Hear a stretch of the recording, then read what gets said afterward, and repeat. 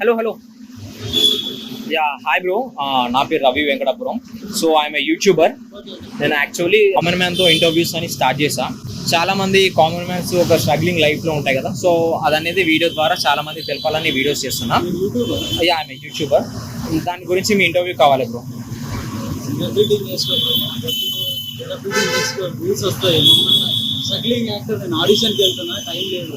లేదు, common man అనేది కష్టాలు తెలవాలి చాలా మంది. మిమ్మల్ని చేయాలనుకుంటున్నా, ప్లీజ్ మీరు ఇంటర్వ్యూ ఇవ్వగలరా నాకు? ఆడిషన్కి వెళ్ళాలి. ఆడిషన్కి వచ్చినాక నేను సో ప్లీజ్ ఏమని అనుకోండి, కావాలంటే నేను ఆడిషన్ తర్వాత నేనే మిమ్మల్ని వెళ్ళి డ్రాప్ చేస్తా. కానీ ఒకటి ఏంటంటే, మీరు ఇంటర్వ్యూ చేయడం వల్ల చాలా మందికి చాలా మీ యొక్క లైఫ్లో ఉండే స్ట్రగుల్స్ కానీ చాలా మంది తెలుస్తుంది. ఇది ఒక మంచి మీనింగ్ఫుల్ కంటెంట్ అవుద్ది. సో ప్లీజ్ ఇంటర్వ్యూ ఇవ్వండి. అండ్ మీకు మన ఛానల్ నుంచి చాలా సపోర్ట్ ఉంటుంది. అండ్ ఫ్యూచర్లో మీరు ఎలాంటి హై స్టెప్ వెళ్ళాలనుకున్నా కానీ నేను ఫుల్ సపోర్ట్ చేస్తాను మీకు. ఓకేనా? ప్లీజ్ ఒక మహా అంటే ఒక హాఫ్ అన్ అవర్, అంతే, half an hour content. So please మీ టైం నా కోసం కేటాయించండి. ఓకేనా? Okay. Yeah, sure bro. Thank you.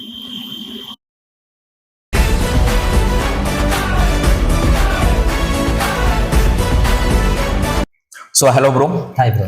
Welcome to Ravi Venkatapuram channel. And ముఖ్యంగా మీరు ఇక్కడికి రావడానికి కారణం ఏంటంటే, నేను ఇప్పటివరకు మీరు విన్నటువంటి స్టోరీస్లో చాలామంది సక్సెస్ అయిన వారి యొక్క స్టోరీ వినే ఉంటారు. ఎందుకంటే వాళ్ళ లైఫ్లో సక్సెస్ అయ్యారు కాబట్టి వాళ్ళొక స్టోరీ మీకు తెలుసు. కానీ లైఫ్లో సక్సెస్ కాకపోయినా, వారి ప్యాషన్లో సక్సెస్ కాకపోయినా, చాలామంది మిడిల్ క్లాస్ వ్యక్తులలో ఆ కుటుంబాన్ని నడిపించే ఓనర్, ఆ యజమాని కానివ్వండి, ఆ పెద్ద కానివ్వండి, వాళ్ళకంటూ జీవితంలో ఎన్నో సక్సెస్ కాని స్టోరీస్ ఉంటాయి. ఓకే, వాళ్ళు ఎంతో ప్రయత్నిస్తారు, వాళ్ళ జీవితంలో స్ట్రగుల్ అవుతారు, కానీ వాళ్ళ కుటుంబం కోసం వాళ్ళు ఎన్నో త్యాగాలు చేసి ఉంటారు. సో అలాంటి వారి జీవితంలో వాళ్ళు పడ్డ స్ట్రగుల్స్ ఎవరికి తెలియదు. ఈవెన్ దో వాళ్ళు చనిపోయినా కానీ వాళ్ళ స్టోరీస్ ఎవరికి తెలియదు. తెలిసిన వారు ఎవరంటే వాళ్ళకు కుటుంబాలు, వాళ్ళకు ఒక పిల్లలకు మాత్రమే తెలుసు. సో మన ఈ ఇంటర్వ్యూ స్పెషల్ ఏంటంటే, ఇంటర్వ్యూ విత్ కామన్ మ్యాన్, ప్రతి ఒక్క సామాన్యుడితో interview. Okay, hi bro. Hi bro. Hi. నేను ముఖ్యంగా ఇప్పుడు కొన్ని క్వశ్చన్స్ అడుగుతా. సో అడిగిన దానికి మీరు ఆన్సర్ చేయండి. Okay. Okay. First of all మీ పూర్తి పేరేంటి? నా పేరు పవన్. పవన్. ఓకే, మీరు ఎక్కడి నుండి? వికారాబాద్ దగ్గర అండి, మా చిన్న పల్లెటూరు అన్న. మొత్తం మీ కుటుంబంలో ఎంతమంది ఉంటారు? మొత్తం 6 మేము, 3 అన్నదమ్ములం, అక్క, మమ్మీ, డాడీ. ఓకే, వాళ్ళంతా సెటిల్డా? సెటిల్ అందరూ. మమ్మీ డాడీ అగ్రికల్చర్ చేస్తారు, కొంచెం ల్యాండ్ ఉంది. సో అక్క వాళ్ళకి, అన్నోళ్ళకి అందరికి మ్యారేజ్ అయిపోయినాయి, వాళ్ళు సెటిల్. ఓకే, మీరు ఇప్పుడు మీ ప్రొఫెషన్ ఏంటి ప్రెసెంట్? ప్రొఫెషన్ చేసే జాబ్ ఏంటి? అది ఇంతకుముందు నేను పాండమిక్ కంటే ముందు ఏంటంటే నేను వేరే వర్క్ చేసేవాడిని. ఓకే. ఆప్ట్రానిక్స్ లో ఐఫోన్ హార్డ్వేర్ టెక్నీషియన్ లాగా చేసేవాడిని. ఓకే. ఓకే. తర్వాత అప్పుడు అన్ని షాప్స్ అన్ని బిజినెస్ అన్ని క్లోజ్ అయిపోయిన తర్వాత ఏం చేశానంటే, అరే మనకు సినిమా మీద ఇంట్రెస్ట్ ఉంది కదా, చిన్నప్పటి నుంచే సినిమా అంటే ఇంట్రెస్ట్. సో ఏం చేశానంటే, ఒకసారి ట్రై చేద్దాం మనం, అన్ని ప్రొఫెషన్లో ట్రై చేస్తే తప్పేముంది అన్నట్టు. అంటే ఈ యొక్క ఫీల్డ్ లోకి రావడానికి మీ ఒక జాబ్ వదిలేసారు మీరు? జాబ్ ఎంత వచ్చింది? యాక్చువల్లీ ఫస్ట్ అప్పుడు 40,000 అలా. 40,000 జాబ్ ఈ ఫిల్మ్ ఇండస్ట్రీ, మీ యాక్టింగ్ పై ప్యాషన్ కోసం అన్న అయితే వదిలేసారు. 40,000 జాబ్ వదిలేసారు. అవును. ఓకే. సో అయితే ఫస్ట్ ఏంటంటే, నేను జాబ్ చేస్తూనే ఇట్లా ఆడిషన్స్ ఇవ్వడం, లేదంటే ఇక్కడ చిన్న షూటింగ్ ఉంటే వెళ్ళడం, అట్లాంటివి చేసేవాడిని అన్న. అయితే ఏమైందంటే డిస్టర్బెన్స్ అయిపోయింది. ఏమంటే ఒకసారి మన మేనేజర్ పర్మిషన్ ఇవ్వడు, లేదంటే ఎన్నిసార్లు వెళ్తావు, ఎంత ట్రై చేసినా వేస్ట్ అని చెప్పి మనల్ని డిస్కరేజ్ చేసేవాళ్ళు. లీవ్స్ దొరకలేదు. సో నేనేం చేశాను అంటే, సరే మొత్తానికి క్లోజ్ చేసేద్దాం, జాబ్ వద్దు, మొత్తం ఫోకస్ అంతా ఇప్పుడు మూవీస్ పైన చేద్దామని. నేను అప్పుడు నాకు తెలియదు యాక్చువల్లీ, ఓన్లీ సినిమాల్లోకి డైరెక్ట్ వెళ్ళాలని, కానీ ఒక ప్రాసెస్ ఏందని అప్పుడు తెలియదు అన్న. ఓకే. నేను డైరెక్ట్ ఏం చేసేవాడిని, పోయి స్టూడియోల దగ్గర పోగానే మనకు ఛాన్సులు ఇచ్చేస్తారు, లేదంటే బయట వాళ్ళు చూడంగానే మనకు ఛాన్స్ ఇస్తారు, బాబు రా లోపలికి అట్లా అంటారని నేను అనుకునేవాడిని. యాక్చువల్లీ యాక్టింగ్ చేయాలంటే అంత సీరియస్ ఉంటుందని తెలియదు. సో నేను తర్వాత ఏం చేశాను అంటే, థియేటర్ యాక్టర్గా ఫస్ట్ థియేటర్లోకి వెళ్ళి నేర్చుకుందాం, ఒక 6 months, 1 year, 1.5 years. Okay. First థియేటర్లో నేర్చుకొని తర్వాత మూవీ ఛాన్స్ కోసం చూద్దామని చేశాను. అయితే 1 year, 1.5 years నేను థియేటర్ చేశాను. అంటే మీకు థియేటర్ ఆర్టిస్ట్ గా చేసినందుకు మీకు ఏమైనా పేమెంట్ అని ఏమైనా ఇస్తారా? అందులో పేమెంట్ ఏమి ఉండదు అన్న. పేమెంట్ ఏమి ఉండదు, మనం నేర్చుకుంటున్నాం. ఎనీ అకామిడేషన్ టైప్ ఫుడ్ కానీ ఏమైనా ఉంటుందా? లేదు, మనం మొత్తం అక్కడ మనకు నేర్పిస్తారు కాబట్టి Okay. మనమే ఫీజు ఇవ్వాలి. కాకపోతే మరీ ఇంత ఫిల్మ్ స్కూల్, పెద్ద పెద్ద ఫిల్మ్ స్కూల్ కానీ అట్లా ఉంటాయి కదా, ఓకే వాళ్ళంత రేంజ్ లో ఫీజులు అట్లా ఉండదు. కానీ యాక్టింగ్ నాకు తెలిసి నేను నేర్చుకున్నంత వరకు అయితే ఓకే వాళ్ళకంటే బెటర్ థియేటర్ లో నేర్పిస్తారు. Nice. Theatre is best option. ఎవరన్నా కొత్తగా ట్రై చేస్తూ ఇప్పుడు స్టార్ట్ చేద్దాం అనుకున్న వాళ్ళకి ఎవరికైనా కూడా థియేటర్ ఇస్ బెస్ట్ ఆప్షన్. మంచిగా మన రూటెడ్ నుంచి మనకు ఎక్స్ప్రెషన్ నుంచి కొందరికి స్టేజ్ ఫియర్ కూడా ఉంటుంది. అవునవును ఫస్ట్ నాకు కూడా చాలా, అసలు స్టేజ్ ఫియర్ అంటే నేను ఎవరన్నా వెళ్ళి నలుగురిలో ఒక మాట మాట్లాడాలంటే కూడా భయపడేవాడిని. అవును ఖచ్చితంగా ఉంటుంది. తర్వాత అదంతా నాకు థియేటర్ వల్లే కొంచెం నేను బెస్ట్ అయ్యి ఇప్పుడు కొంచెం ఆడిషన్కి వెళ్ళడం 1.5 year అయింది థియేటర్ చేయబట్టి. ఒకటి మీరు స్టార్టింగ్ జాబ్ చేశారు కదా, జాబ్ చేసినప్పుడు మీకంటూ ఒక ప్యాకేజ్ శాలరీ అనేది వచ్చు కదా 40,000. సో దాంతో పాటు మీ యొక్క లైఫ్ స్టైల్ అనేది సర్వైవ్ అయింది. సో వాట్ ఎవర్ ఈఎంఐస్ ఉంటే అవి క్యారీ ఆన్ అయిపోయింది. సో అది మీరు ఇప్పుడు ఈ యొక్క ఫీల్డ్కి వచ్చారు కదా, 6 months లో చేశారన్నారు కదా, సో మీ లైఫ్ అనేది ఎలా సర్వైవ్ అయింది? సో ఆ ఒక ఇన్కమ్ రావడానికి ఇన్కమ్ సోర్స్ గురించి మీరు ఎలా, జాబ్ ఏం లేదు కదా, సో మీకు మనీ ఎలా, సో ఎలా మీ లైఫ్ అనేది సర్వైవ్ అయింది? అయితే అప్పుడప్పుడు ఆడిషన్స్ ఇస్తాం కదన్నా. ఇప్పుడు నెల మొత్తం ఒక 20 రోజులు, ఒక 15 రోజులు ఆడిషన్ ఇస్తే అందులో ఎక్కడో ఒక దగ్గర ఎవరికో నచ్చి ఒక 2 days వరకు ఇవ్వడమా, ఒక 4 days వరకు ఇస్తారు. అంటే ఇట్లా యాక్టింగ్ క్యారెక్టర్. మీరు ఇప్పటివరకు చేసినటువంటి క్యారెక్టర్స్ ఏమున్నాయి? మూవీస్ లో చేశారా, వెబ్ సిరీస్ లో చేశారా, షార్ట్ ఫిల్మ్స్? మూవీ యాక్చువల్ మూడిట్లో ఉన్నాయని చెప్పాలంటే. ఓకే, మూవీస్ ఉన్నాయి చిన్న చిన్నవి, వెబ్ సిరీస్ కూడా ఉంది, షార్ట్ ఫిలిం కూడా. ఇక్కడనే నా ఫ్రెండ్ ఉన్నాడు ప్రశాంత్ నాదెల్ అని, ఆయన ఒక వెబ్ సిరీస్ ప్లాన్ చేశాడు. పని చేస్తే తెలిసిన మన థియేటర్ డైరెక్టర్ బాగా చేస్తాడు యాక్చువల్లీ. అంటే ఈ థియేటర్ అనేది ఆర్టిస్టులు, డైరెక్టర్స్, అందరూ ఉంటారు. Okay, nice. ఓన్లీ యాక్టర్సే కాకుండా ఆల్ డిపార్ట్మెంట్స్ ఉంటారు. ఓకే, థియేటర్ చేసేటప్పుడు సపరేట్ గా డైరెక్టర్ అని, సపరేట్ గా కో డైరెక్టర్ అని అట్లే ఉండదని, అందరు ఒకే దగ్గర. ఓకే, సో మనోడు చేస్తే ఒక 4 days పిలిచి నాకు ఒక క్యారెక్టర్ ఇచ్చాడు, మంచి క్యారెక్టర్. అది ఆయన నా ఫ్రెండ్స్ లోనే ఫస్ట్ చలో పెద్ద అవకాశాలు ఏం రానప్పుడు మనం చిన్న చిన్న ఫ్రెండ్ ఎవరన్నా తీస్తుంటారు. లేదు నాకు ఒక రోజు క్యారెక్టర్, 2 days క్యారెక్టర్, ఒక 5 నిమిషాల క్యారెక్టర్, 5 నిమిషాలు కాదు యాక్చువల్లీ 1 minute లేదా 20 seconds క్యారెక్టర్ అయినా సరే మన ఫ్రెండ్స్ ఎవరైనా ఛాన్స్ ఇస్తే మనం తప్పకుండా అక్కడికి వెళ్ళి చేసుకోవచ్చు. ఇంకా నేను సర్వైవ్ గురించి అడిగారు కదా, సర్వైవ్ ఎట్లా అయ్యేది, అప్పుడు నేను జాబ్ మానేసినప్పుడు కొంచెం సేవింగ్స్ ఉండిందన్న. ఓకే, సేవింగ్స్ ఉంటే ఈ 1 year నేను ఇంట్లో ఏం డబ్బులు అడగకుండా కానీ సర్వైవ్ అవుతూ వచ్చి ఆడిషన్ వెళ్ళాలి, డైలీ థియేటర్ వెళ్ళాలి, నేను సర్వైవ్ అవ్వాలి. ఓకే, ఇప్పుడు మీ యొక్క లైఫ్ స్టైల్ అనేది కామన్ గా నడిచిపోయింది. ఓకే, దానికంటూ మీరు ట్రై చేస్తున్నారు. Okay done. కానీ ప్రతి ఒక్క కుటుంబంలో కూడా మీకంటూ ఒక సర్టన్ ఏజ్ వచ్చినప్పటి నుంచి వాళ్ళు కూడా కొంచెం ఇన్కమ్ అనేది ఆశిస్తారు ఇంట్లో. ఓకే, నా కొడుకు ఇంత ఏజ్ వచ్చింది కదా, సో అతను కూడా జాబ్ చేస్తుంటే బాగుంటుంది అని మీరు సన్నగా జాబ్ ఆపేశారు కదా, సో వాళ్ళకంటూ ఒక డౌట్ కూడా రావచ్చు, అరే ఇట్లా మా కొడుకు కింద వెదా పెరిగింది కదా, సో ఎటువంటి ఇన్కమ్ రావట్లేదు, అంటే సినిమాలలో తిరుగుతుండు. సో అలాంటప్పుడు మీ ఫీలింగ్ ఏంటి? ఆ ఇంట్లో మీరు పడ్డటువంటి బాధలు ఏంటి? ఇంట్లో వాళ్ళు ఫస్ట్ యాక్చువల్లీ జాబ్ మానేసాను, నేను జాబ్కి వెళ్ళాను, సినిమాల్లో ట్రై చేస్తున్నప్పుడు ఫస్ట్ ఇంట్లో వాళ్ళు కొంచెం బాధగానే, అంటే వద్దు అది ఏముంది, ఎందుకు అనవసరంగా జీవితం పాడు చేసుకుంటావు అట్లా అన్నారన్న. అవును, తర్వాత అర్థం చేసుకున్నారు, అరే వీటిలో ఏదో కొంచెం మరీ పెద్ద స్టార్లు అట్లా అయిపోకుండా నార్మల్గా కనీసం ఆర్టిస్ట్ అవుతాడు, కామెడీ చేస్తున్నాడు, మన చుట్టాలు కానీ ఎవరు ఏదైనా ఫంక్షన్ జరిగినప్పుడు ఏదైనా చిన్న కామెడీ చేసినా, ఒక నలుగురిలో ఏదన్నా చేసినా కూడా అరే పర్లేదు రా అక్కడ ట్రై చేయి అని అంటే, మనం ట్రై చేస్తే కూడా తొందరగా వచ్చేయాలని ఎవరికి ఉండదు, అట్లా వచ్చింది కూడా ఎక్కువ రోజులు ఉండదు. సో ట్రై చేస్తుండాలి. ఇంట్లో మా అన్నయ్యలు అప్పుడప్పుడు ఎప్పుడన్నా డబ్బులు కావాలారా అని అడిగి నాకు డబ్బులు ఇవ్వడం, రెంట్ కట్టడానికి కానీ అట్లా వాళ్ళు హెల్ప్ చేస్తారు బ్రో.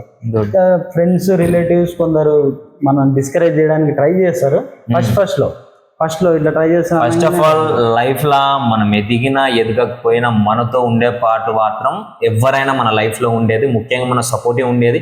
నువ్వు ఏ సిచ్యువేషన్ అయినా సరే ఎట్లయినా ఉండో నీతో ఉండేది నీ ఫ్యామిలీ మాత్రమే. ఆ రిలేటివ్స్ కానీ మీ ఫ్రెండ్స్ కానీ ఎవరిని నెగ్లెక్ట్ చేసినా నువ్వు టాప్ టు ఎండ్, నువ్వు కిందున్నా ఒక హై స్టేజ్లో ఉన్నా, నువ్వు కింద ఎటువంటి జాబ్ లేకపోయినా నీకు సపోర్టివ్ ఉంటే నీ ఫ్యామిలీ మాత్రమే.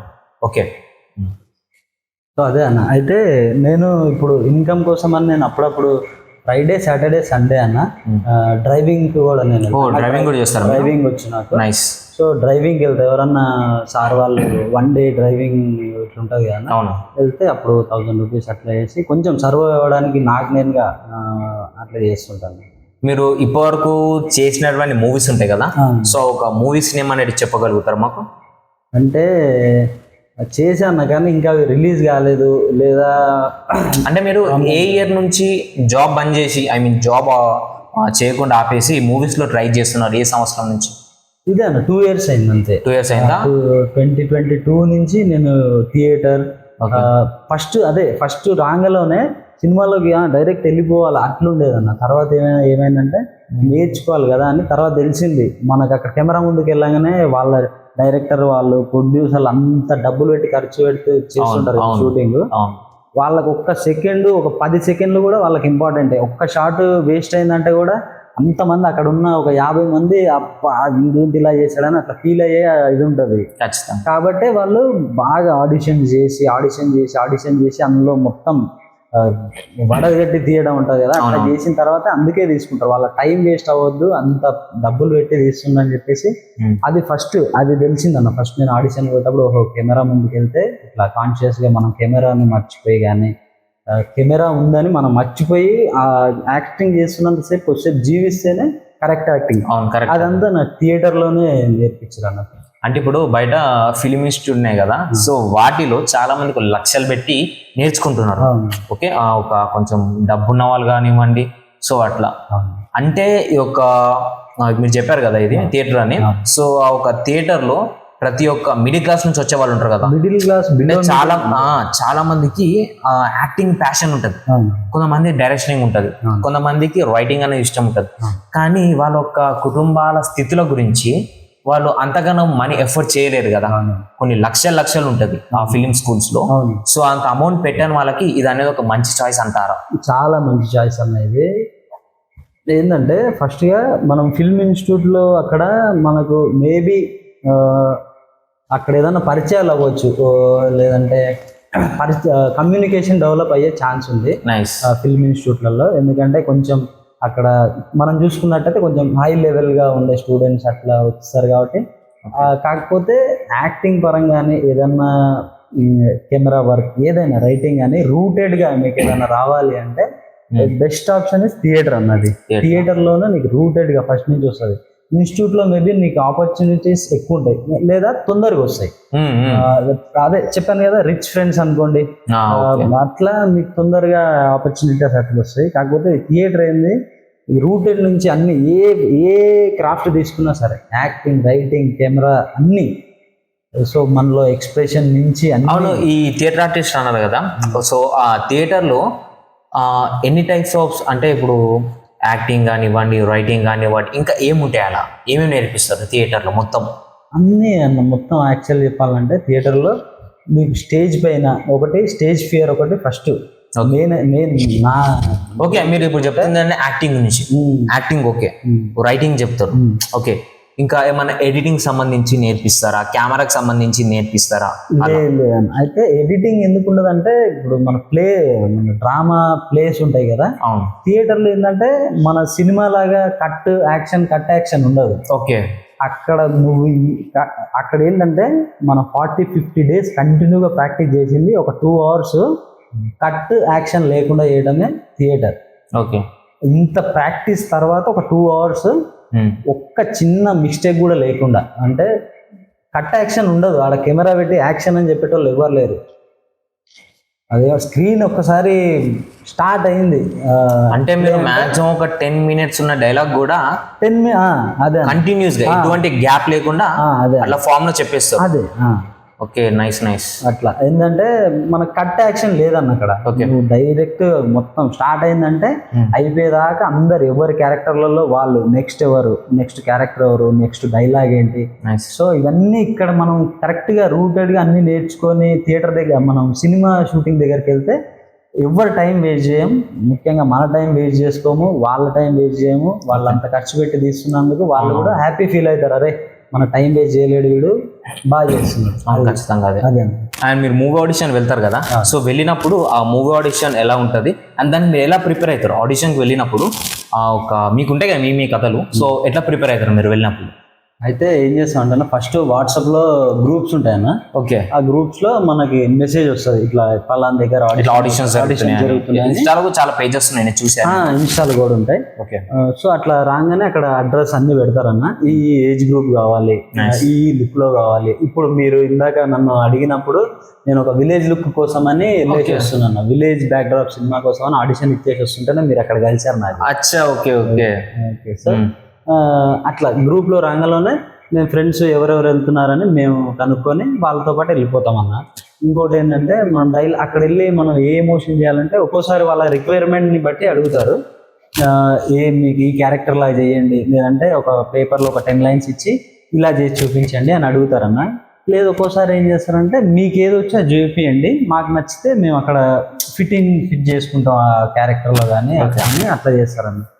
సో అట్లా మేము ఫస్ట్ డైలాగ్స్ అన్ని ఒక సెంటిమెంట్ డైలాగ్, ఒక కామెడీ డైలాగ్, ఒక ఇంకేదన్నా ఎమోషన్ ఉంటే అట్లాంటి ఎమోషన్స్ ఒక 2-3 ప్రిపేర్ అయ్యి వెళ్తామన్నా.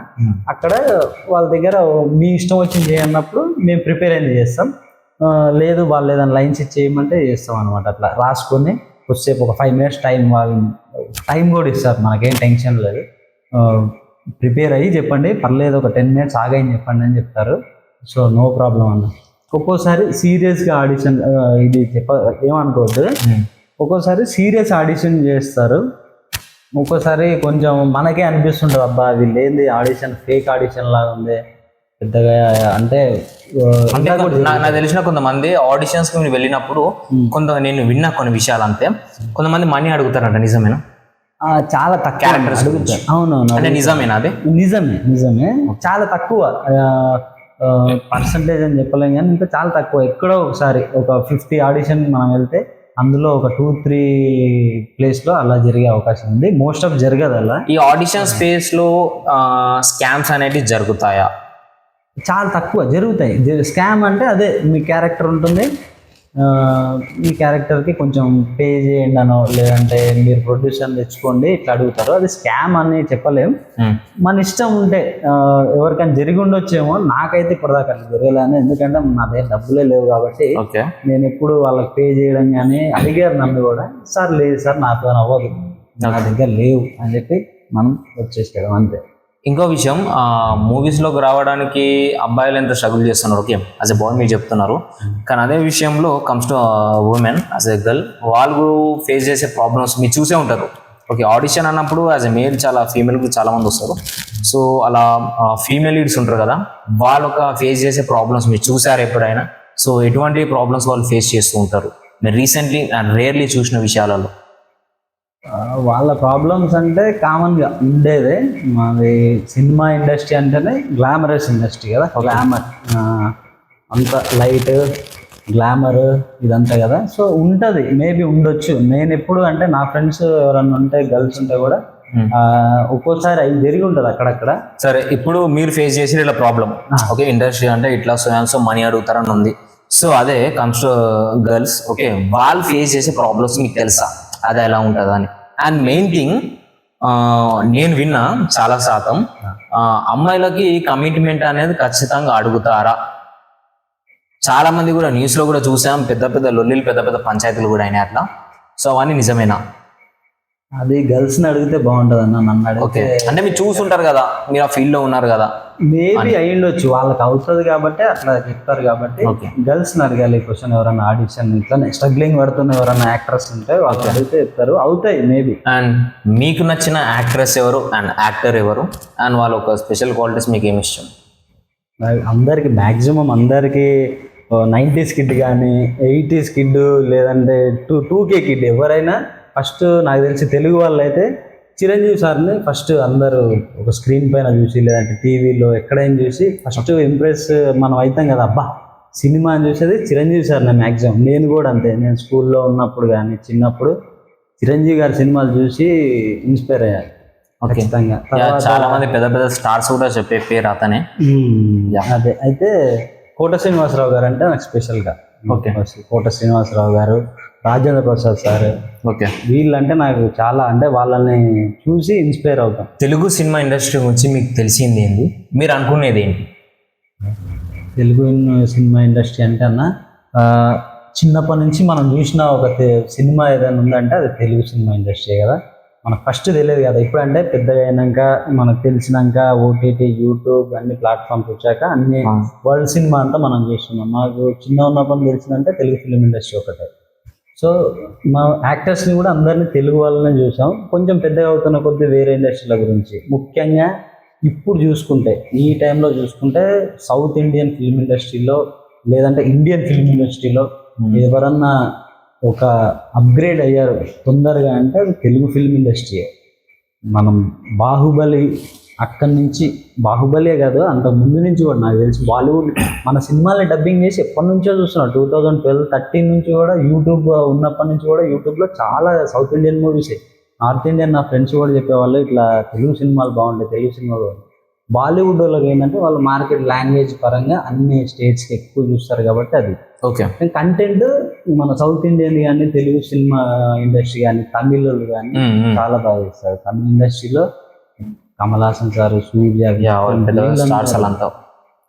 వాళ్ళందరిని చూసి కూడా మనం ఇన్స్పైర్ అవుతాం. మీ డ్రీమ్ కళ ఏంటి అండ్ మీరు మూవీస్లో ఎలా రాణించాలనుకుంటున్నారు? డ్రీమ్ అంటే పెద్దగా ఏం లేదన్న, ఒకటి ఏముండిందంటే తెలుగు సినిమా ఇండస్ట్రీ పెద్ద పెద్ద సినిమాలు తీస్తున్నారు, ఎక్కువ బడ్జెట్ లేదంటే ఎక్కువ ప్రాఫిట్స్, పెద్ద ఏమంటారు మన ఎక్స్పాండ్ చేసి మన బిజినెస్ కూడా ఎక్కువ తీసుకెళ్తున్నారు తెలుగు సినిమాని.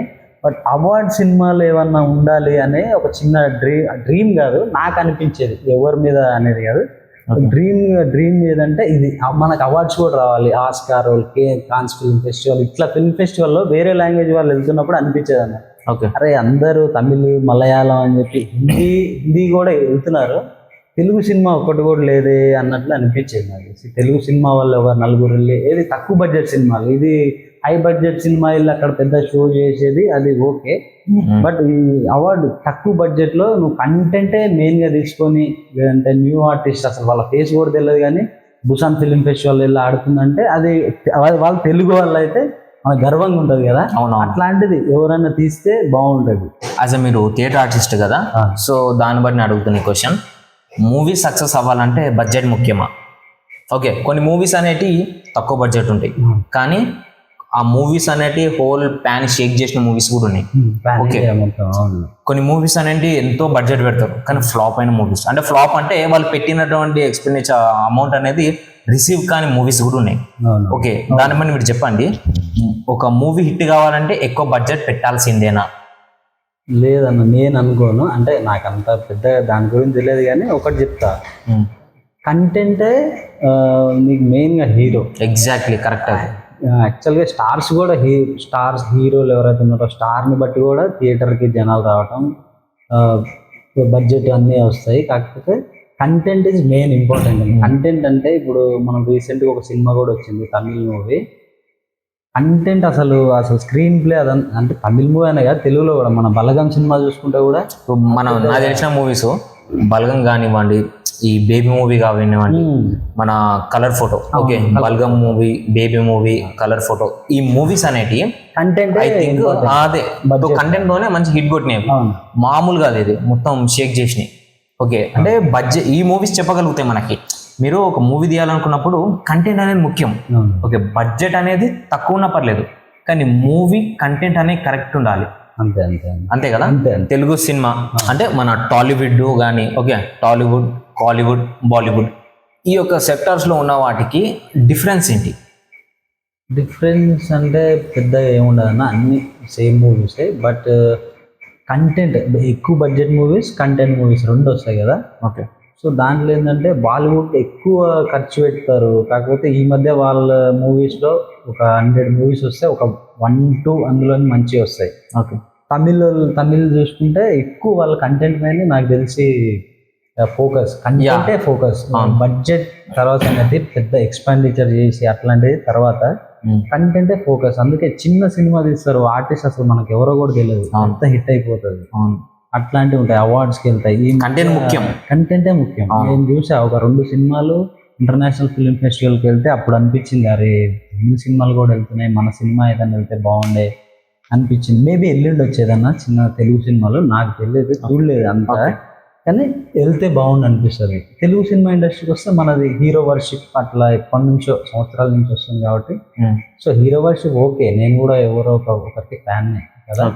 సో కానీ కంటెంట్ సినిమాలు కూడా వస్తే బాగుంటుంది అనిపిస్తుంది. ఈ బిగ్ బడ్జెట్ మూవీస్తో పాటు కంటెంట్ రావాలి, చిన్న బడ్జెట్ కంటెంట్ ఎక్కువ అవ్వాలి, ఇది మెయిన్ ఇంపార్టెంట్ థింగ్. అని మీరు చూసినటువంటి మూవీస్ అంటే ఇప్పుడు కాకుండా 2000 ఓకే ఇయర్ ఆఫ్ 2000 మూవీస్కి అండ్ ఇప్పుడు 2024 కానివ్వండి 2020 నుంచి వస్తున్న మూవీస్ కానివ్వండి, అప్పటి మూవీస్కి ఇప్పటి మూవీస్కి డిఫరెన్స్ ఏంటి? మీరు చూసినటువంటి మూవీస్కి డిఫరెన్స్ ఏంటి?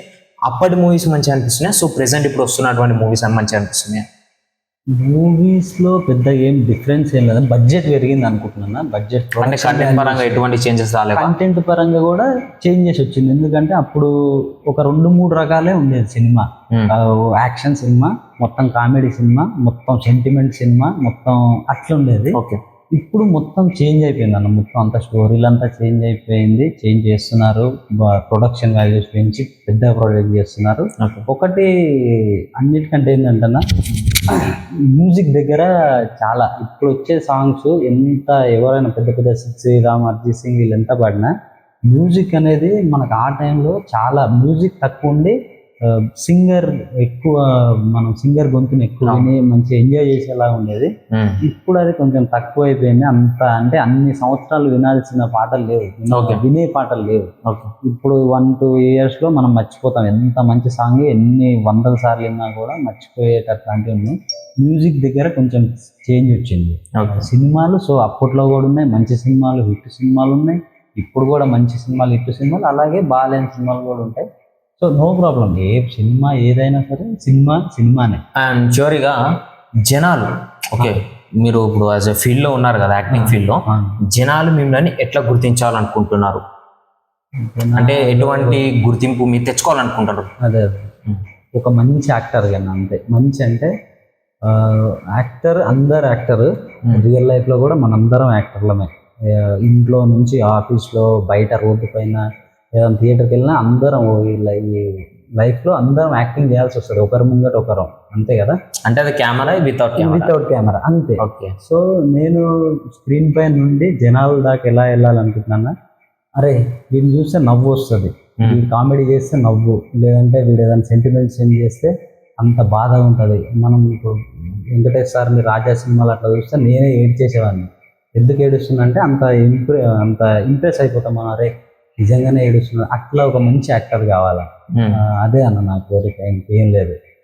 అన్ని ఎమోషన్స్ని, నా స్క్రీన్ పైన ఉన్న ఎమోషన్ చూస్తున్న ప్రేక్షకులకి, ఎవరైనా థియేటర్లో, ఫోన్లో, ఎక్కడ చూస్తున్న వాళ్ళకైనా కొంచెం నేను రియాలిటీ కనిపించాలి, ఇంప్రెస్ చేయాలి, అంతే. ఓకే, అదన్న అంతే కోరిక. Nice nice nice. And finally కొన్ని క్వశ్చన్స్, ఓకే ఈ స్పెసిఫిక్ క్వశ్చన్స్ ఇవి ఏంటంటే, నేను చూసిన ఓకే ఈ యూసఫ్ కూడా కృష్ణనగర్ ఏరియాలో చాలా మందిని చూసిన జూనియర్ ఆర్టిస్టులు ఉంటారు కదా. ఓకే ఇప్పుడు ఒక మూవీలో స్పెషల్లీ ఒక మూవీ రన్ కావాలి, ఒక మూవీ కనిపించాలంటే జూనియర్ ఆర్టిస్టులు ఖచ్చితంగా ఉండాలి. ఏంటంటే ఇప్పుడు వెనకాల బ్యాక్గ్రౌండ్లో అటువంటి జూనియర్ ఆర్టిస్టులు లేనిది ఏ మూవీ అయినా కానీ మూవీలో కనిపించదు మనకి. ఇప్పుడు స్పెషల్ ఫేకే ఇట్లాంటి ఒక క్యారెక్టర్, ఒక మూవీ, ఒక సీన్ నడుస్తుందంటే జూనియర్ ఆర్టిస్టులు ఎవరంటే స్పెషల్ వీడియో చూసే వాళ్ళకి ఒక హీరో హీరోయిన్ ఒక కన్వర్సేషన్ నడుస్తుంది అనుకోండి, వాళ్ళ వెనకాల చుట్టుపక్కల నడుస్తూ ఉంటారు చూడండి, అదొకటి కానివ్వండి. కొన్ని జనాభా ఉండే సీన్స్, ఒక గుంపు ఒక బ్యాచ్ కానీ, ఓకే కొన్ని సిచ్యువేషన్లో ముఖ్యమైన పాత్ర వహిస్తారు వాళ్ళు, మనకు పెద్దగా తెలియదు. మీరు మూవీ చూసినప్పుడు అంతా క్యాజువల్గా అవుతుంది కదా, అవన్నీ క్యాజువల్ నడుస్తున్నాయి కదా అనుకుంటారు, కానీ వాళ్ళే జూనియర్ ఆర్టిస్టులు. ఓకే ఆ బ్యాక్గ్రౌండ్ ఆర్టిస్ట్ అని కూడా అనొచ్చు వాళ్ళని, అది. అండ్ వాళ్ళు వాళ్ళ జీవితంలో చాలా ప్రాబ్లమ్స్ ఫేస్ చేశారని నాకు చాలా కామెంట్స్ వచ్చినాయి. అండ్ నేను ఒక వీడియో కూడా చేశాను, సో దాని కింద కూడా చాలా మంది మెసేజ్ చేశారు. ఓకే ఆ వీడియో కింద కామెంట్స్ కానివ్వండి, నాకు ఇన్స్టాలో మెసేజ్ చేశారు, బ్రో ఒక చిన్న ఇట్లా వీడియో చేయండి బ్రో అంటే. సో వాట్ ఎవర్ మీరు ఇట్లా నాకు కలిశారు, నేను అడిగా మేము క్వశ్చన్స్. సో వాళ్ళు మీకు తెలిసినంత వరకు మీరు మూవీస్ ఎట్లా చూస్తారు కదా, సో వాళ్ళు ఫేస్ చేసే ప్రాబ్లమ్స్ మీరు చూసినట్టు వరకు వాళ్ళకి చాలామంది చెప్పింది ఏంటంటే జూనియర్ ఆర్టిస్ట్లకు రెస్పెక్ట్ అనేది ఉండదు. నాకు చెప్పిన వాళ్ళు, నేను విన్న విషయాలు అడుగుతున్నా, జూనియర్ ఆర్టిస్ట్కి రెస్పెక్ట్ అనేది ఉండదని నేను చాలా విన్నా. అండ్ ఫుడ్ కాడ కూడా వాడిని కొంచెం డీక్రైజ్ చేసి చూసినట్టు చాలా మంది చెప్పారు.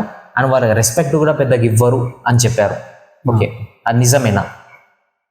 అట్లా అంటే అంటే ప్లేస్ని బట్టి అన్నది, ప్లేస్ని బట్టి మనం ఎక్కడ ఏ షూటింగ్ దగ్గర అని. ఇంకోటి ఏంటంటే రెస్పెక్ట్ ఇస్తారు, బట్ వాళ్ళ బిహేవియర్ ఎట్లుంటుందని అవతల కూడా ఎక్స్పెక్ట్ చేస్తారు కదా. అవును, నీట్గా ఉండాలా, లేదంటే వాళ్ళు చెప్పింది ఎమ్మటే అర్థం చేసుకునే వాళ్ళు ఉండాలా, లేదా వాళ్ళకి అసలు సినిమా గురించి ఏం తెలియదు, జూనియర్ ఆర్టిస్ట్ వచ్చారంటే వాళ్ళకి ఏం తెలియదు నిజంగానే. అటు పరిగెట్టండి అంటే ఇటు పరిగెట్టండి, ఇటు పరిగెట్టండి ఇటు పరిగెట్టండి చేస్తారు. కొంచెం సినిమా అంటే ఏంది, కొంచెం ట్రై చేస్తున్న వాడు ఏం చేస్తారంటే కొంచెం వాడికి ఈజీగా అర్థం అవుతుంది కదా. సో బాధలు వాళ్ళు అనుభవిస్తారు, చూశాను నేను. వాళ్ళకి రెస్పెక్ట్ ఇవ్వకపోవడం అట్లాంటివి ఉంటాయి. బట్ అదే మనం ఎలా బిహేవ్ చేస్తాం అనేది ఇంపార్టెంట్ వాళ్ళకి. నేను షూటింగ్ వెళ్ళినప్పుడు కూడా చాలాసార్లు ఇట్లా జరిగింది. నేను చూసేవాడిని జూనియర్ ఆర్టిస్ట్ని, ఇటెళ్ళనరా ఇటెళ్ళనరా అని అనేవాళ్ళు. నేను ఆర్టిస్ట్కి వెళ్ళినప్పుడు నాకే బాధ అనిపించేది కూడా, అరే ఇలా అంటున్నారు ఏంటి, ఎవరైనా ఏడీసీ ఎవరైనా అక్కడ ఉన్న వాళ్ళు ఎవరైనా అంటే. బట్ అదే వాళ్ళకి అర్థం కాదు కాబట్టి కొంచెం అరిచి చెప్పాలి, వాళ్ళకి అర్థం కాదు కాబట్టి కొంచెం అరిచి చెప్పాలి, 2-3 సార్లు చెప్పాలి. వాళ్ళకి అంత ఫోకస్ ఉండరు కదా, వాళ్ళ సినిమా బ్యాక్గ్రౌండ్లో ఉన్నాం కదా, మనకేం ఫోకస్ అని చెప్పి. సో వాళ్ళకి 2-3 సార్లు అరిచి చెప్పి ఇట్లా చెప్తారు. ఓకే, ఇప్పుడు మీరు మూవీ ఫీల్డ్కి వచ్చారు కదా, వచ్చినప్పుడు మీకు స్టార్టింగ్ అప్పుడు తెలియనప్పుడు యాజ్ ఏ జూనియర్ ఆర్టిస్ట్ లెక్క వెళ్దాం అని మీరు ఎప్పుడైనా అనుకున్నారా? అసలు థాట్ మీకు వచ్చిందా? వచ్చిందన్న సెట్ ఎక్స్పీరియన్స్ చేద్దాం అనిపించింది ఫస్ట్ ఒక 1 year బ్యాక్. అంటే వెళ్ళి ఎట్లుంటుంది చూద్దాం, వెళ్ళి ఎట్లుంటుంది చూద్దాం, సెట్లో ఎలా ఉంటుంది, సెట్లో లైటింగ్ ఏంది, కెమెరా ఎట్లా పెడతారు, పెద్ద పెద్ద యాక్టర్స్ ఎలా యాక్ట్ చేస్తారు, అట్లా చూడాలంటే మనం నార్మల్గా అయితే మనకు యాక్సెస్ ఉండదు. అదే జూనియర్ గానో లేదంటే ఏదైనా కంపెనీ ఆర్టిస్ట్ లాగా అట్లా వెళ్తే మనకు యాక్సెస్ ఉంటుంది కదా. అంటే ఒక ప్లేస్ కి వెళ్ళి అది చూడడానికి జూనియర్ ఆర్టిస్ట్ లాగా వెళ్దామని మీరు అనుకున్నారు, అట్లా ఫీల్ ఎక్స్పీరియన్స్ అవ్వడానికి వెళ్ళారా? మరి వెళ్ళాను, ఒక 2 days వెళ్ళా. ఏదో ఏ సినిమా నాకు గుర్తులేదు, 2 days వెళ్ళా. ఓకే, వెళ్ళా చూద్దాం అంతే, చూసి వద్దాం అక్కడ ఏం చూసి. 2 days వెళ్ళా, ఆ సెట్ ఆ వర్క్ అంతా చూసి తర్వాత ఇంకా వెళ్ళలేదాన్ని. ఇంకా నాకే అంటే అక్కడ వెళ్ళి నేను చేసేది ఏం లేదు, కొంచెం యాక్టింగ్ కొద్ది గొప్ప నేర్చుకొని సరే చేద్దాం, ఏదన్నా డైలాగ్ ఆర్టిస్ట్ అయితే చేద్దాం, ఇట్లా వెనకాల మనకేం పనిలే అనిపించింది నాకు. వెనకాల అనవసరంగా బ్యాక్గ్రౌండ్ లో తిరిగి వేస్ట్ అనిపించి ఇంకా అంటే ఆర్టిస్ట్ అనేటోడు జూనియర్ ఆర్టిస్ట్ లాగా వెళ్తా అన్న పేరు అనేది జూనియర్ ఆర్టిస్ట్ లాగే ఉంటుందా? అది ఎక్కువ నాకైతే ఇప్పుడు తెలియదు అన్న దాని గురించి. ఒకసారి జూనియర్గా పోతే తర్వాత జీవితం అంతా వాడు జూనియర్ అయినా అంటే అది వాడిపైన డిపెండ్ అయి ఉంటుంది. అంటే ఇప్పుడు అట్లా అనుకుంటే మనం ఇప్పుడు మన హీరో సుహాస్ ఉన్నాడు. ఓకే, ఒకప్పుడు అతను 400 to 300 సంథింగ్ జూనియర్ ఆర్టిస్ట్గా వెళ్ళినప్పుడు అదే కృష్ణానగర్, అదే పిల్లర్ తెలుసు కదా, సో అదే ఏరియాలో అతను ఇప్పుడు చాలామంది ఉన్నారు. సో అదే ఏరియాలో 300 నుంచి 400 తీసుకున్నారు ఎప్పుడు జూనియర్ ఆర్టిస్ట్ లాగా వెళ్ళినప్పుడు హీరో సుహాస్. ఇప్పుడు అతను అదే చేతితోటి 1 crore చెక్ అనేది సైన్ చేస్తుంది. సో దీన్ని బట్టి మనం ఒక మోటివేషన్ అనుకోవచ్చు. అంటే ఎవరి లైఫ్ అయినా ఏ టైంలో అయినా చేంజ్ అవ్వచ్చు. ఓకే, ఇప్పుడు నువ్వు ఆర్టిస్ట్, ఓకే రేపు మార్నింగ్ ఎగ్జామ్ స్టార్ కావచ్చు. అంతెందుకు మన ఇన్స్పిరేషన్ చెప్పుకున్నారు ఎంతో చిరంజీవి అని. నేను కొన్ని సన్నివేశాలు అతను విన్నాను. అతను షూటింగ్లో ఉన్నప్పుడు ఏంది, అతను ఫైనాన్షియల్ స్టేటస్ బాగాలేనప్పుడు అతని క్యారెక్టర్ యాక్టింగ్ అతను మూవీస్లో చేసినప్పుడు ఆకలైనప్పుడు మార్నింగ్ జస్ట్ 2 bananas తిని అతను షూట్ క్యారీ ఆన్ చేసేవాడంట. అంతే సక్సెస్ ఈజీగా రాదు కదా బ్రో, అంత ఈజీగా. ఇప్పుడు మనం చూస్తున్నాం కదా వీళ్ళందరినీ, అబ్బా వాళ్ళకి డబ్బులు వచ్చేసి ఆహా ఓహో పెద్ద స్టార్లు అంతా. అవును, వాళ్ళందరూ వాళ్ళ స్టార్టింగ్ స్టేజ్ లో సేమ్ ఇట్లాంటివే అన్ని బాధలు పడి వచ్చిన వాళ్ళే ఉంటారు. అంత ఈజీగా వచ్చింది కూడా ఉండదు. ఈజీగా వచ్చి ఇంకా ఇప్పుడు యాక్సెస్ ఈజీ కదా, ఇన్స్టా యూట్యూబ్ ఏదైనా సరే ఈజీ, ఇప్పుడు కామన్ అయిపోయింది. ఆ టైంలో ఎట్లుందో మనం ఒకసారి ఇమాజిన్ చేస్తే మనం తట్టుకోలేము అసలు. ఆఫీస్ కి ఇప్పుడు ఫోన్ లో వాట్సాప్ లో నీ ప్రొఫైల్ షేర్ చేసి ఆడిషన్ ఇవ్వడం లేదు, నీ ఫోటోలు అలా ఫైల్లో పెట్టుకొని తిరగాల, సార్ నా ఫోటోలు యాక్టింగ్ చేయనగానే అప్పుడే ఫైల్ పక్కకెట్టి అప్పుడే వాళ్ళ ముందే యాక్టింగ్ చేసి చూపించాలి, వీడియో పంపించడం లేదు. సో ఇప్పటికంటే కూడా ఇప్పుడు చాలా దరిద్రాన్ని, అంత కష్టాలు అనుభవించారు వాళ్ళు. సో అందుకే ఇప్పుడు ఆ స్టార్లు ఏంటంటే కంటిన్యూగా కాన్స్టెన్సీగా వాళ్ళు కష్టపడుతూనే ఉన్నారు. ఒకటి అయిపోయింది సెలవు కోట్లు వచ్చాయి పక్కకు కూర్చుందాం అట్లా లేదు. అవునవును, వాళ్ళు ఇప్పుడు రేపు కూడా ఏం చేయాలా, ఇట్లా చేస్తే బాగుంటుందని ఆలోచించిన వాళ్ళే అలా స్టార్ లెక్క ఉండిపోయారు. ఈ రోజులలో మూవీస్ అనేవి ఒక బిజినెస్ లెక్క మారిపోయినాయి. ఎందుకంటే ఒకప్పుడు మూవీ అనేది చాలా మంది ఒక ప్యాషన్ పెట్టి తీసేవాళ్ళు. నేను చూసినటువంటి చాలా మూవీస్ కానీ ఒక ప్యాషన్ ఎట్లా అంటే వాళ్ళు పిచ్చిగా ఇక ఒక డైరెక్టర్ అనివ్వండి, ఒక మూవీ అంటే మొత్తం movie okay, action, camera, direction, editing, so అవన్నీ చూసుకునేటోళ్ళు. ఈ రోజులలో ఎట్లా అంటే యా చూస్తారు ఓకే టేక్ కట్ అట్లా అందరు డైరెక్షన్ అంటారు నేను. కొంతమంది డైరెక్టర్స్ కానివ్వండి, కొన్ని మూవీస్ కానివ్వండి, సో బడ్జెట్ హై పెట్టినామా, మూవీ తెచ్చినామా, రిలీజ్ చేసేసినామా, సో ఆ మూవీని అనేది హైలీ ప్రమోషన్స్లో చూపిస్తారు. ఓకే, చాలా మంది పబ్లిక్ ఏంది ఆ ప్రమోషన్స్ బట్టి ఓ మూవీ మంచి ఉందిరా బాయ్ ధన్మన్ మూవీ చూస్తారు. ఓకే, అండ్ రివ్యూస్లో కూడా కొంతమంది రియల్ రివ్యూస్ రాసే వాళ్ళు ఉన్నారు, ఇంకా కొన్ని థియేటర్స్ నుండి రివ్యూస్ చెప్పే వాళ్ళు ఉంటారు. ఓకే, ఆ రివ్యూస్లలో కూడా ఫేక్ రివ్యూస్ ఉన్నాయి చాలా మంది. ఓకే, ఆ రివ్యూస్ పట్టుకొని మెయిన్గా పబ్లిక్ పోయేటోళ్ళు ఉన్నారు. ఇంకా కొంతమంది మైండ్ సెట్లు ఏంటంటే రియల్గా వాళ్ళే చూసి రివ్యూ చెప్పే వాళ్ళు కూడా ఉన్నారు. దాన్ని బట్టి మీరు చెప్పేది ఏంటి? రివ్యూస్ అనేది మనం యాక్చువల్ ఎవరు చెప్పేది వినకుండా మనం వెళ్తేనే కరెక్ట్. ఓకే, మనమే అనలైజ్ చేసి, లేదంటే కొందరు మంచి సినిమా బాగుంటుంది బాగాలేదని చెప్పేస్తారు, ఓ సినిమా అసలు బాగోదు సూపర్ ఉందని చెప్పి అట్లా అబద్ధాలు చెప్తారన్న. అది అంటే ఎప్పుడైనా సరే ఒక మూవీ చూడడానికి వెళ్లే ముందు ఎవరు రివ్యూ పట్టించుకోవాలి, మనమే డిసైడ్ చేసుకోవాలి. ఎందుకంటే వాడెవడో వాన్ టేస్ట్, అది వాన్ కొంతమందికి కామెడీ ఉంటే నచ్చదు, కొంతమంది కామెడీ అంటే నచ్చదు, కొంతమంది యాక్షన్ ఫిల్మ్ నచ్చాయి, కొంతమందికి యాక్షన్ నస్తాయి. ఓకే, కొంతమంది హీరోయిన్ జూనికి పోతారు, కొంతమంది హీరోయిన్ జూనికి పోతారు. సో అట్లా ఒక్కొక్క మైండ్ సెట్ ఒకటి ఉంటుంది. సో వానికి నచ్చింది వీనికి నచ్చాలని మనకి ఏం లేదు అట్లా. సో అట్లా ఎవ్వరు పడితే వాళ్ళు చెప్పిన రివ్యూస్ బట్టి మాత్రం మూవీకి వెళ్ళకండి. మీరు చూడండి, అప్పుడు మీకు మీరే రివ్యూ చెప్పండి, అంతే అది. ఓకే, వీళ్ళు చెప్పిన ఒపీనియన్ బట్టి మూవీ చూస్తే మాత్రం నాట్ ఎట్ ఆల్, అంతే కదా మీరు చెప్పేది.